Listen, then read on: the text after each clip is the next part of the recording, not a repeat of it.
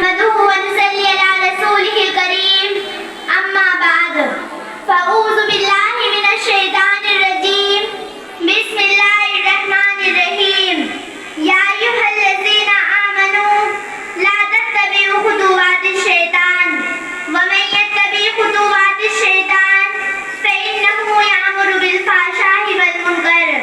معزز سامعین کرام، میں نے آپ حضرات کے سامنے قرآن مقدس کی ایک آیت پڑھی ہے جس میں رب کائنات نے ارشاد فرمایا کہ ایمان والو، شیطان کے نقش قدم پر مت چلو، اور جو شخص شیطان کے نقش قدم پر چلے گا تو شیطان اس کو بے حیائی اور برائی کا حکم دے گا. ملت اسلامیہ کے نوجوانوں، آج کی اس محفل میں اور آج کے اس مبارک اجلاس میں میری تقریر کا موضوع آج کا بگڑا ہوا معاشرہ اور ہماری ذمہ داریاں ہے. بارگاہ عزی میں دعا کیجیے کہ خالق کائنات مجھے صحیح بات کہنے اور پوری امت مسلمہ کو اس پر عمل کرنے کی توفیق عطا فرمائے.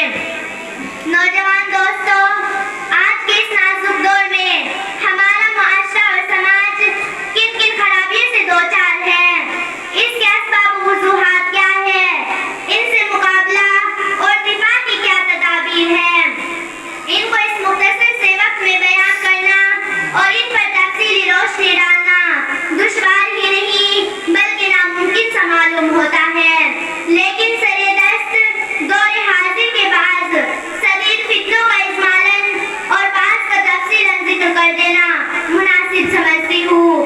دوستو، وہ اسباب کے جنہوں نے معاشرے کی بنیاد کو ہلا کر رکھ دیا ہے اور امت مسلمہ کے دامن عفت کو تار تار کر دیا ہے، ان میں سے شرعی عمل کرنا اور کرانا، غیر مشروع طور پر گنڈے تعویذ کرنا، غیر شرعی کاموں کے لیے منت ماننا، ماں باپ کی نافرمانی کرنا، مردوں کا ٹخنوں سے نیچے پائجامہ پہننا، غیر محرم مرد اور عورتوں کا بے محابہ ملنا جلنا، لغو تفریحات میں وقت ضائع کرنا، ریڈیو ٹیلی ویژن پر فاحشات اور حیاسوز مضامین کا نشر ہونا، ان کا دیکھنا اور سننا، سنیما دیکھنا، جوا کھیلنا، عورتوں کا بے پردہ رہنا، ننگے سر گھومنا پھرنا، گلا بازو اور پیٹ کا کھلا رہنا، باریک لباس پہننا، شوہر کی امانت میں خیانت کرنا، دفاتر میں نامحرموں کے ساتھ کام کرنا، بے پردہ بازاروں میں جانا، نوجوان لڑکوں اور لڑکیوں کا کالج میں مخلوط تعلیم حاصل کرنا، رشوت لینا اور دینا، سود لینا اور دینا، غیبت کرنا یا سننا، تصاویر کو رکھنا یا دیواروں پر لگانا، شوقیہ کتا پالنا، تقاریب شادی میں روپیہ پیسہ نمائش کے لیے خرچ کرنا.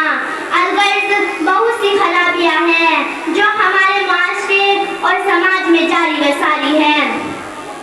دوستو، یہ بھیانک بیماریاں جن کا تذکرہ اجمالی طور پر میں نے آپ کے سامنے رکھا، طول میں نہ جاتے ہوئے بعض شدید فتنوں کی وضاحت کر دینا چاہتی ہوں. مناسب معلوم ہوتا ہے کہ اولاً اس فتنے کا تذکرہ کیا جائے جس نے سرمایہ کا جنازہ نکال کر مکاری و یاری کو عام کر دیا ہے، جسے لوگ سنیما سے یاد کرتے ہیں.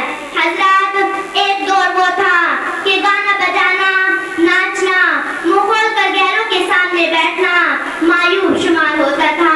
اونچے اور بڑے درجے کے لوگ تو درکنار کم درجے کے لوگ بھی اس کو بے حیائی اور برا فعل یقین کرتے تھے.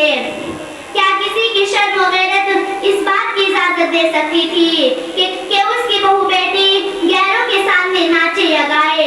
کیا یہ ممکن تھا کہ ناچ گانوں کی محفل میں اپنی عورتوں کو غیر مردوں کے سامنے بے پردہ بٹھا دیا جائے؟ ہرگز نہیں. لیکن افسوس صد افسوس کہ آج ہر شہر میں ایک نہیں کئی سنیما ہیں جہاں مرد اور عورتوں کے گول نظر آتے ہیں. شریف زادیہ خود ایکٹروں کے فرائض انجام دیتی ہے، گندے اور پیشکشوں کی اداکاری میں اجنبی مردوں کے سامنے نہایت بے باکی سے حصہ لیتی ہے. شرم و حیا ان پر روتی ہے مگر ان کے سامنے مرد اور عورتوں کے گروہ بیٹھے ہوئے ہوتے ہیں اور کہہ لگا کر ان کو خوب داد دیتے ہیں اور خود ہی اپنی تہذیب کا مذاق اڑاتے ہیں. ہائے افسوس، ہماری چلی گئی. مالدار اور غریب سبھی اس بیماری میں مبتلا ہے. سنیما دیکھنا ضروریات زندگی میں داخل ہو گیا ہے. کیا یہی انسانیت ہے کہ اپنی بہو بیٹیوں کے ساتھ تماشا دیکھا جائے؟